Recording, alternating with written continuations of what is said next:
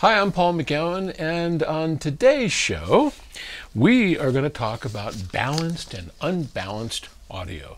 What a fascinating subject.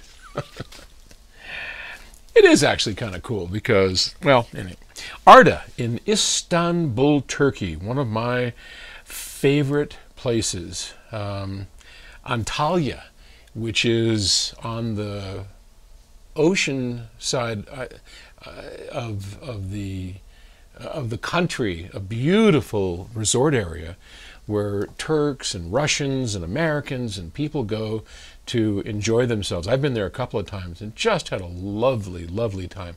I got trapped there once when, I don't know if you guys remember, but at one point there was a volcano that came up in Iceland and stopped all the air traffic. And my sales director at the time, Angie, and I were at a conference, and we got stuck there and just barely got out of the country on time. Anyway, enough about Turkey. Love what you're doing in the series. Well, thank you very much.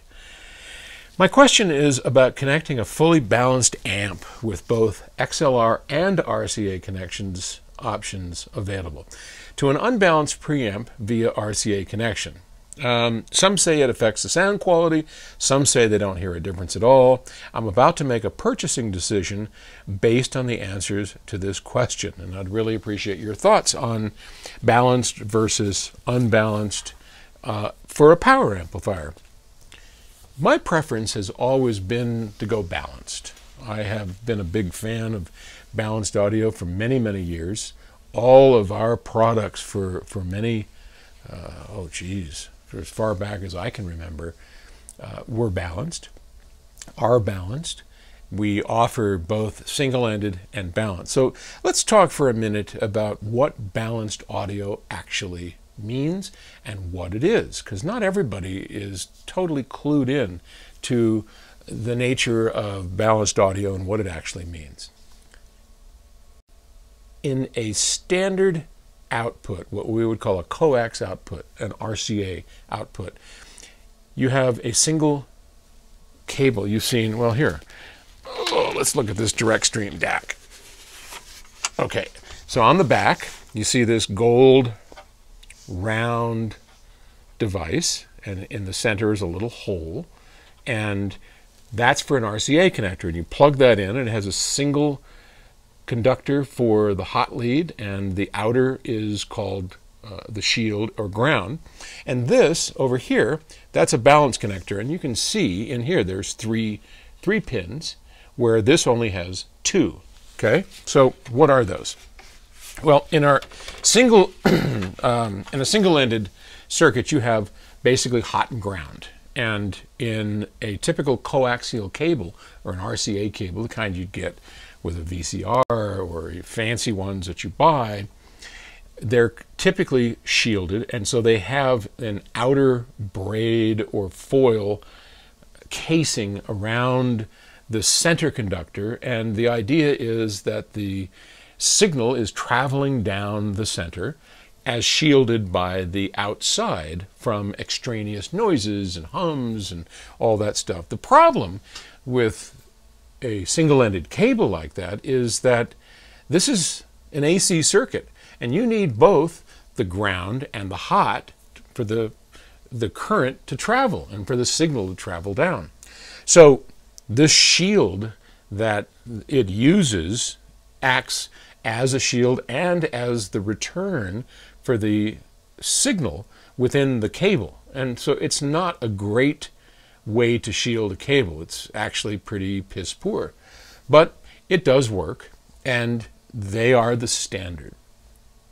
Now, an XLR or a balance cable has three, and that is a ground or a shield and two hot leads, and each of the hot leads are out of phase with each other. So in a balance cable, we have two signal wires, each one in this balance configuration, as I said, out of phase, which means that as the sine wave or the signal, the musical signal, as one of the conductor's signal is traveling up and going more positive.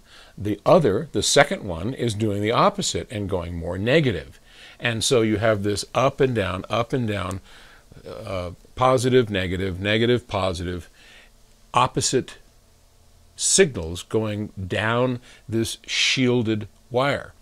Now, here, the shield works very well because there's actually no signal traveling in the outer shield. It is just ground, and it is acting as a true shield. So anything picked up like an antenna by this shield is shunted off to ground, and what's left inside is a fairly clean, balanced cable, which is these two conductors, each one out of phase with the other. So now what happens? Well, in a true balanced circuit, not all circuits are true balanced, but let's just imagine that you have one from a manufacturer's not goofing on you, okay? If it's a true balanced circuit, it uses something called common mode rejection. And common mode rejection is not that difficult to understand. Basically, it just says any signal in common between the two wires, remember we have two signal wires inside of the XLR, anything that is in common, like hum, let's say that equal amounts of hum are in wire A and B at the same time, are rejected. This circuit will not amplify anything that is the same on these two wires. But anything that's different, and remember each one of them is 180 degrees different, as one's going up, the other's going down, it will amplify that. And that's how you get a clean signal through an XLR balanced cable. And it's one of the reasons why not only is it lower noise, but because we have nearly twice the signal, a balanced cable is 6 dB louder than an unbalanced cable, which sometimes confuses people because you get these gain differences. So I always recommend balanced over unbalanced. It's quieter, it's better sounding, and it makes a lot more sense, especially if you're doing long runs of interconnects. Hope that answers your question. Thanks for asking it, and we will talk tomorrow. Bye-bye.